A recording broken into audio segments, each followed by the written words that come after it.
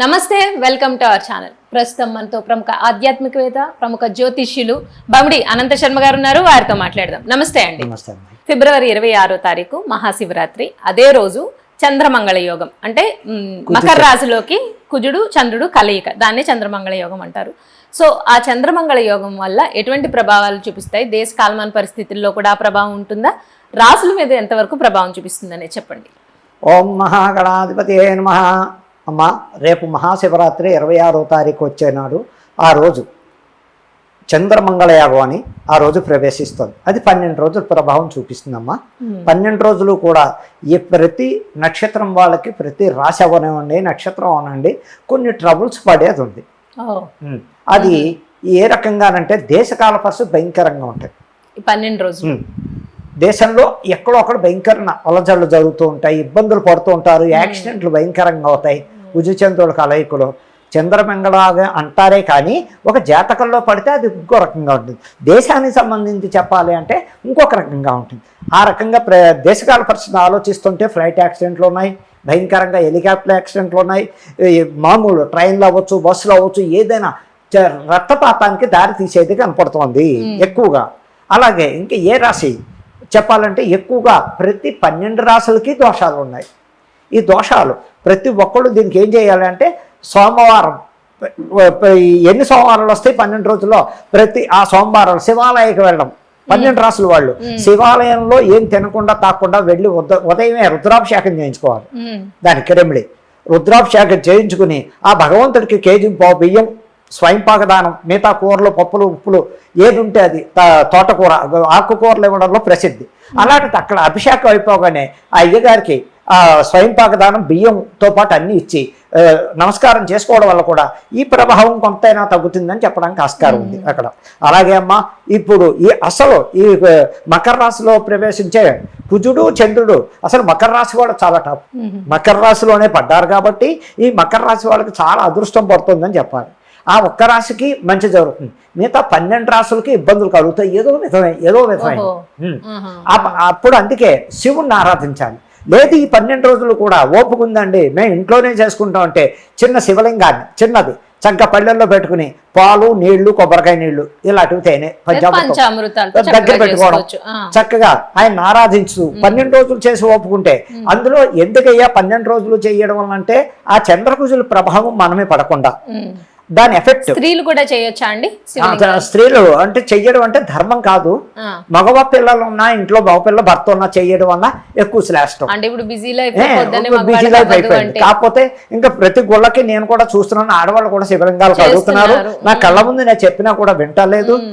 శాస్త్ర ప్రకారంగా శివలింగాన్ని తాకకూడదు ఆడవాళ్ళు. అది కొడుకు ఉంటే కొడుకు, భర్త ఉంటే భర్త, అన్న ఉంటే అన్న, ఇలాంటి వాళ్ళ చేయించుకుని పక్కన కూర్చోవాలి. కానీ ధర్మశాస్త్రం అందుకే కలియుగంలో ఇన్ని కష్టాలు ఎందుకు వస్తున్నాయి అంటే మగవాడు చేసేది మగవాడు చేయట్లేదు, ఆడవాళ్ళు చేసేది ఆడవాళ్ళు చేయకే వచ్చే ఇబ్బందులు. ఒకళ్ళు పెద్దవాళ్ళు, ఇప్పుడు మీలాంటి వాళ్ళు నాలాంటి వాళ్ళు అది కాదు అలా లేదండి, మా ఊళ్ళో చేస్తామండి, మాకు అలవాటు అండి, మా ఊళ్ళో అందరూ అయ్యగారు లోపల తీసుకెళ్ళి మా చేత అభిషేకాలు చేయిస్తారండి, శివలింగాన్ని ముట్టిస్తారు. అది పద్ధతి కాదు. వాళ్ళు కమర్షియల్ కోసం చేయించుకుంటున్నారా, డబ్బులు ఆశపడి చేయించుకుంటున్నారా అనంత నాకు అనవసరం. యాజ్ పర్ రూల్ ఏంటంటే అమ్మ, ధర్మశాస్త్రం ఆడవాళ్ళు ఎంతవరకు అయ్యప్ప విషయంలో కానీ ఈ శివుడి విషయంలో కానీ కొన్ని జాగ్రత్తలు పాటించక తప్పదు. ఒకవేళ చెయ్యాలి, లింగాన్ని ముట్టుకోకూడదు, ఇంకా తప్పని పరిస్థితి, తప్పని పరిస్థితి. లింగాన్ని ముట్టుకోకూడదు, లింగాన్ని ముట్టుకోకుండా పైనుంచి లాగా శివనామస్మరణ చేసుకుంటూ ఓం నమ శివాయ శివాయ, ఓం నమ శివాయ శివ అంటూ ఆయన్ని తాగకోకుండా దూరంగా ఒంగుని కూర్చొని కాదు, ఒంగని అలా రాగి చెప్పుతోటో మన ఇష్టం ఏదో దాంతో అలా వాటర్ పోసుకుంటూ కొబ్బరి నీళ్ళు పోసుకుంటూ టచ్ అవ్వకుండా ఆ మహానుభావుడు చేస్తే కూడా కొంచెం ఇబ్బందుల్లోంచి తొలుగుతాయని శాస్త్రం 100% గ్యారంటీ. ఇంకపోతే ఈ కుజుడు అధిపతి, కుజుడికి కూడా చంద్రకుజుల కలయిక కాబట్టి మంగళవారం, ఎన్ని మంగళవారాలు వస్తాయో 12 రోజుల్లో ఆ మంగళవారం నాడు స్కందగిరి సుబ్రహ్మణ్య షష్ఠికి గుడికి వెళ్ళడం. ఆ స్కందగిరిలో ఉన్న సుబ్రహ్మణ్యేశ్వరుడికి కింద రావి చెట్టు కింద పెద్ద హనుమంతుడు ఉంటాడు. ఆ హనుమంతుడి దగ్గరే పక్కన సర్పాలు ఉంటాయి. ఆ సర్పాలకు మన స్వహస్తాలతో పైన పోయినెవరు, పైన గుళ్ళో అయ్యగారులు తీసుకుంటారు మన పాల ప్యాకెట్లని, కింద మన స్వయాన మన చేత్తో మనం ఆ సుబ్రహ్మణ్యేశ్వర గుడిలో, అంటే హైదరాబాద్ మొత్తానికి స్కందగిరి టాప్ టెంపుల్. ఆ టెంపుల్ వెళ్ళడం, చక్కగా ఉదయాన్నే పాల ప్యాకెట్ కొబ్బరికాయ పట్టుకెళ్ళడం, అక్కడ పాలు పోసి అన్ని సర్పాలకి ఇన్ని పాలు చుక్కలు పోసుకుంటూ నెత్తిమీ జల్లి ఇలా చక్కగా అక్కడ ఏదైనా ఆకు తీసింది పరీక్షించడం వల్ల కూడా ఎంతో మంచిది. అది అయిపోయాక ప్రదక్షిణం చేయడం చేసుకుని కొబ్బరికాయ కొట్టేయడం, ఓ చెక్క అక్కడ వదిలేసాడు, ఓ చెక్క తెచ్చుకోవడం, అప్పుడు పైకి వెళ్ళడం, పైన సుబ్రహ్మణ్యేశ్వరుడు మళ్ళీ దేవసేన సహిత సుబ్రహ్మణ్యేశ్వరుడు ఆయన్ని దర్శించుకుని అక్కడ కూడా చక్కగా హారతి తీసుకోవడం, తీర్థప్రసాదం స్వీకరించడం. అప్పుడు మనం రావడం వలన ఇది కూడా కంట్రోల్లో ఉంటాడు. కుజుడు కూడా డేంజరస్ కారుడే, అందుకే దేశానికి ఇబ్బందులు. కుజుడు చంద్రుడు ఏమో టెన్షన్ కారకుడు, కుజుడు రక్తకారకుడు. చంద్రుడు టెన్షన్ కారకుడు, కుజుడు రక్తకారకుడు. కుజుడు భూకారకుడు అండ్ గృహకారకుడు, రక్తకారకుడు కూడా. రక్తాన్ని చూపిస్తుంది, కళ్ళ చూపిస్తుంది. కుజ దశలో ఉన్న వాళ్ళకి ఖచ్చితంగా ఏవో దెబ్బలు తగులుతూ ఉంటాయి, రక్తం వస్తూనే ఉంటుంది ఎక్కడో ఒకటి స్పాట్లో. ఇంట్లోనే కాలుకి గడప తన్నుకున్న వాళ్ళు ఉన్న ఎన్ని వేల మందిని చూసాం, నాకు వస్తూ ఉంటాయి. అలాగని కుజుడికి కూడా ఈ ఇద్దరికి 12 రోజులు ఆచరించి భక్తి శ్రద్ధలతో ఎవరైతే బాగా మనసావాచ ఆచరణ పాటించి దైవికంగా కొలుస్తారో ఆ రాసుల వాళ్ళందరూ బాగుంటారని నిర్ణయిస్తారు. అలాగే ప్రపంచవ్యాప్తంగా ప్రపంచవ్యాప్తంగా ఈ కుజచంద్రుల కలయిక అక్కడ విదేశాల్లో కూడా ఇప్పుడు ప్రాబ్లమ్స్ బాగా ఎక్కువగా ఉన్నాయి. విదేశాల్లో కొన్ని కంట్రీల్లో భయంకరమైన ప్రాబ్లమ్స్ నడుస్తున్నాయి, ప్రజలు ఇబ్బందులు పడుతున్నారు, తిండి లేక తిప్పలు లేక. అక్కడికి మన ఇండియా వచ్చేద్దామంటే టిక్కెట్లు కూడా డబ్బులు లేక అనాథులుగా బతకవలసి వస్తోంది. ఎందుకని ఈ ఎఫెక్ట్ ముందుగానే ట్రంప్ చూపిస్తున్నాడు అక్కడ. అవునండి, ముందు అప్పుడే రేపు వస్తుందంటే 10 రోజుల ముందు నుంచి ఎఫెక్ట్ అప్పుడే భారతదేశ కంట్రీలో కొన్ని కంట్రీల్లో ఎఫెక్ట్ చూపించి ప్రజలు మిడిల్ క్లాస్ ఫ్యామిలీలు ఉన్నవాడైతే వచ్చేసి హాయిగా వాళ్ళ పని వాళ్ళు చేసుకుంటారు. ఇక్కడికి ఆ మిడిల్ క్లాస్ వచ్చాక వాళ్ళ ఉద్యోగాలు ఉంటాయి ఉండవా, దారి దొరుకుతుందా దొరకదా అనే వాళ్ళందరూ కూడా అర్థం చేసుకుని ఈ శివకూజులు ఇద్దరికి తండ్రి కొడుకులు, శివకూజులు అంటే తండ్రి కొడుకులు ఇద్దరిని ఆ పార్వతీదేవిని కూడా కొలవడం వల్ల కొన్ని ప్రాబ్లమ్స్ సాల్వ్ అవడం, మనశ్శాంతి దొరకడం అనేది జరుగుతుందని ఎంతైనా దైవ నిర్ణయం. దైవాన్ని నమ్ముకోవాలి. దేవుడు ఎంతటికైనా మనకి ఎంత పూజిస్తే వాళ్ళని ఎంత ఆరాధన చేస్తే మనకు ఆ శక్తినిస్తాడు, కొన్ని గండాలు పక్క తప్పిస్తూ ఉంటాడు. ఎందుకమ్మా రీసెంట్గా నిన్న కాక మొన్నే ఈ కుంభమేళాకి వెళ్ళి వస్తున్నారు. రీసెంట్గా జస్ట్ నిన్న కాక మొన్నే జరిగింది. ఒక కుటుంబం ఏంటి మినీ బస్ బుక్ చేసుకున్నారు. అందులో ఎంతో మంది ఉన్నారు, 21 మంది సీటర్ ఆ బస్సు.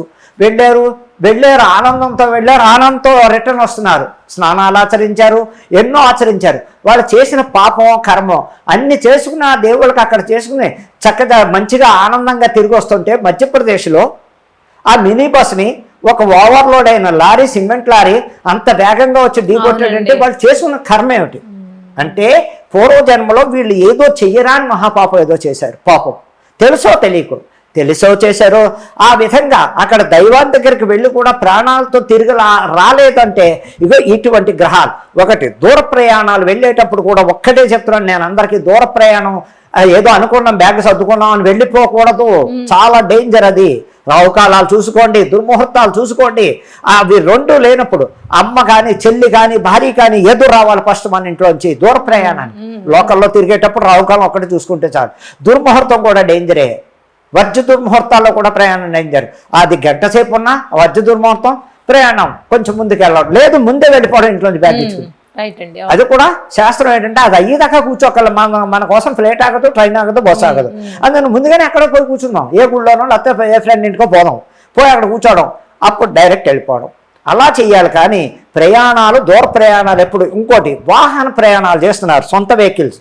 వాళ్ళు ఎలాగయ్యా దీనికి కారణం కొన్ని యాత్రలకు వెళ్ళేటప్పుడు కానీ లేకపోతే పెళ్లి బృందాలు బయలుదేరేటప్పుడు కానీ 2 రెమెడీలు ఉన్నాయి.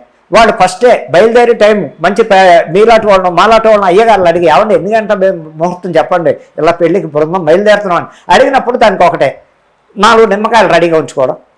ఏమా ఇది 4 నిమ్మకాయలు 4 టైర్ల కింద పెట్టడం ఫస్ట్. అందులోనే ఒక లేడీ కిందకి దిగడం, కారు స్టార్ట్ అవుతుంది, ఆవిడ ఎదురు రావడం, కారు ఎక్కి కానీ 4 నిమ్మకాయలు మించి వెళ్ళిపోవాలి. వెళ్ళిపోయాక వాళ్ళకి ఎటువంటి గండాలు ఉండవు, ఎటువంటి ఇబ్బందులు ఉండవు. అలా చేసుకోవడం వల్ల కూడా అర్థం చేసుకోండి, జనాలు హుషారే కానీ వెనకాల అయ్యో ఇంత తొందరగా పెడుతుంది, ఎందుకు ఈ తొందరపాటు, ఎందుకు ఉద్రేకం, ఎందుకు ఆలోచించుకోవట్లేదు. ఎవరికైనా సరదాగా ఎక్కడికి వెళ్ళాలంటే అందరికీ సరదా ఉంటుంది, ఏ వయసు వాళ్ళకైనా. కానీ ఆ సరదా ఎంత గంట 2 గంటల తిరిగి వస్తామా రావా, ఇవన్నీ ఆలోచించుకుని ప్రతి వాళ్ళకి నేను చెప్పే విన్నపం ఏంటంటే అర్థం చేసుకోండి, దైవాన్ని నమ్మండి, దైవాన్ని కొలవండి. ఇప్పుడు రేపు రాబోయే 26వ తారీఖు